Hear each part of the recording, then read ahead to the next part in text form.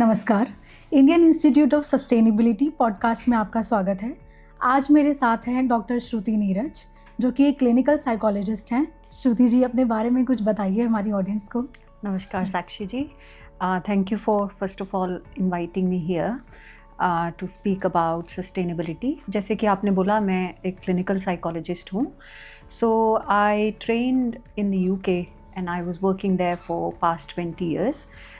2 years ago, I moved back to India and I moved to a place called Mudanhalli.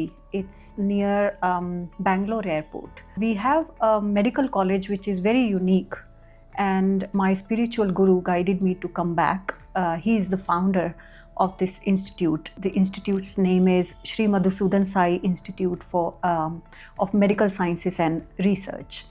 So that is a very unique institute because for the first time in India, it offers medical education for free to all the students there. Not only medical education, there is nursing college, paramedical, allied health sciences college is also there. And it's part of a bigger organization which offers services, again, free of cost in 3 verticals: nutrition, education, and healthcare. So Dr. Shruti, I wanted to ask you, how do you think our relationship with the environment impacts our mental health? So the thing is, we are very much connected with the nature, with our environment. So when there is a big change in the environment, definitely it affects our health. And as we all know, physical health and mental health are 2 sides of the same coin. So when, let's say there is pollution, it can be noise pollution, it can be other kinds of pollution. That has very much significant impact on our physical health. Like a lot of people develop respiratory problems, for example, due to pollution. So that can, in the long run, it can have an impact on your mental health. So let's say somebody who has asthma, and when the air pollution is quite bad, then their asthma gets worse and they're not able to do the things that they normally do, go out for a walk or exercise, or their work may get impacted. So that can have impact on their mental health. So I think there's a close connection with our nature and mental health. So as per your today's session about Indian knowledge system, so how can you incorporate Indian knowledge system with sustainability? So, Indian knowledge systems have big treasure, where this can be applied. I will talk about my own area, like mental health. How can we, incorporate Indian knowledge system in mental health, for example? So, before I came to India, I didn't know much about the Indian philosophy, Indian knowledge systems, because I've been trained in Western models of psychology and psychotherapy. So that is all I knew. But since I've come here, our institute is also built on these Indian knowledge systems, the Indian principles.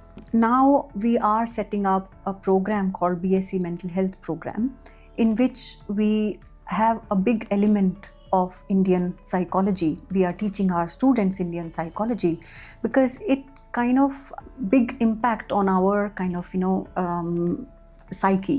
So as you are a clinical psychologist, so I want to ask, how can we incorporate mental health into sustainability? Globally, as you know, mental health issues are on the rise, and even in India is catching up very fast. So they, from WHO report, 1 in 8 people globally suffer from mental health issues. So, we in India especially, we have such shortage of trained mental health professionals. So how are we going to keep our models of mental health care sustainable for the future, to intervene and to provide services to this big population who is suffering from mental health issues, especially our young people? So one of the ideas that our founder Srimad-Sudhansai ji has for our university, that we have to train the future generation. especially if you see all our institutes, educational hospitals, they are all in rural areas. Because in rural areas we have resources are so limited, and trained professionals do not want to move back to rural areas, right? So our institutes are set up within the rural areas, and we are training local rural students in these kind of mental health interventions, so that they can serve back to the society. So in future we can kind of keep these models of healthcare sustainable if only we have very dedicated individuals who get trained and then go back and serve the society, which actually needs more help, because in rural areas the resources are so limited. So that is how I think in future we can kind of think about training more and more people from rural areas. And also another thing that we can do is think about our own Indian heritage, ancient Indian systems that provide knowledge to us. We can create holistic interventions, for example, based on yoga, based on Bhagavad Gita. It has great knowledge that we can utilize in the area of mental health. And that is something that we are working on in our institute as well.